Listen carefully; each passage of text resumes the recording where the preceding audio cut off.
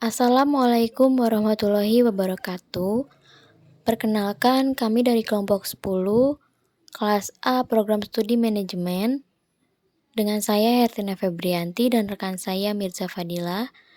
Kami di sini akan memaparkan materi mengenai memulai usaha baru, konsepsi wirausaha waralaba, sosial berbasis masjid, kewirausahaan online di era digital 4.0. Yang pertama, memulai usaha baru. Peggy Leming dan Charles R. Cole mengemukakan beberapa kemungkinan tipe aktivitas kewirausahaan, yakni dengan konsep baru dan bisnis baru, yaitu wirausahawan yang mengembangkan suatu produk baru atau suatu ide baru dan mengembangkan bisnis dengan konsep baru. Misalnya, Stephen Jobs, seorang yang mendirikan Apple Computer and Next, dan Bill Gates dengan Microsoft. Konsep yang sudah ada, tetapi dengan bisnis baru, yaitu orang yang memulai bisnis baru berdasarkan pada konsep lama. Banyak para wirausahawan yang memulai usaha dan bersaing dengan pengusaha yang sudah ada, dengan harapan ia akan menyediakan sesuatu yang baru dan lebih baik yang dihasilkan dari kreativitas. Langkah-langkah memasuki usaha baru. Yang pertama, merintis usaha baru. Yang kedua, membeli perusahaan orang lain atau buying. Yang ketiga, kerjasama manajemen atau franchising atau waralaba. Wirausaha waralaba. Waralaba atau franchising adalah kerjasama manajemen untuk menjalankan perusahaan cabang atau penyalur.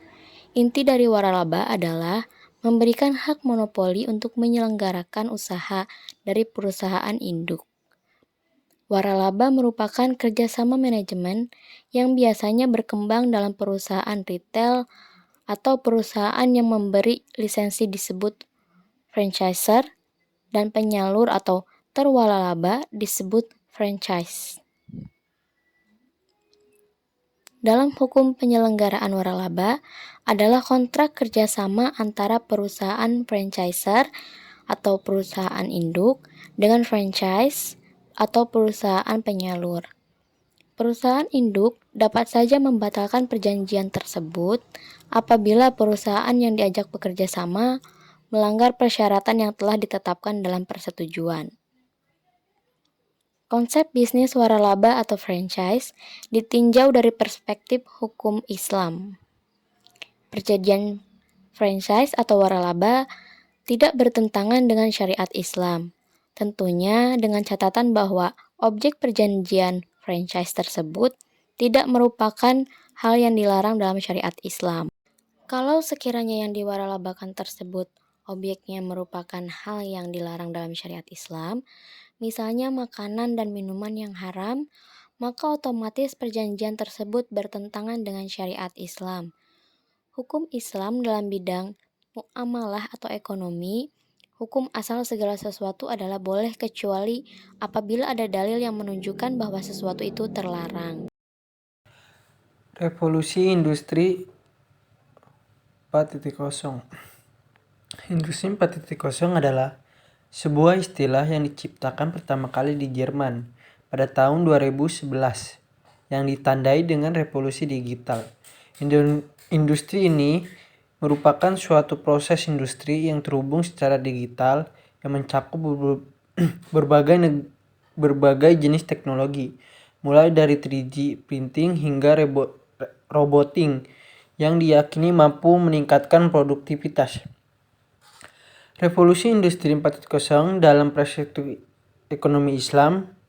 4 konteks utama ekonomi Islam untuk SDGs di bawah Revolusi Industri 4.0 dengan menggunakan teori dari Maskuet Syariah, menyalarkan SDGs dengan markis syariah dan ekonomi Islam, bagaimana revolusi industri 4.0 berdampak pada ekonomi Islam, serta pendidikan dan penelitian pada ekonomi Islam di bawah revolusi industri 4.0.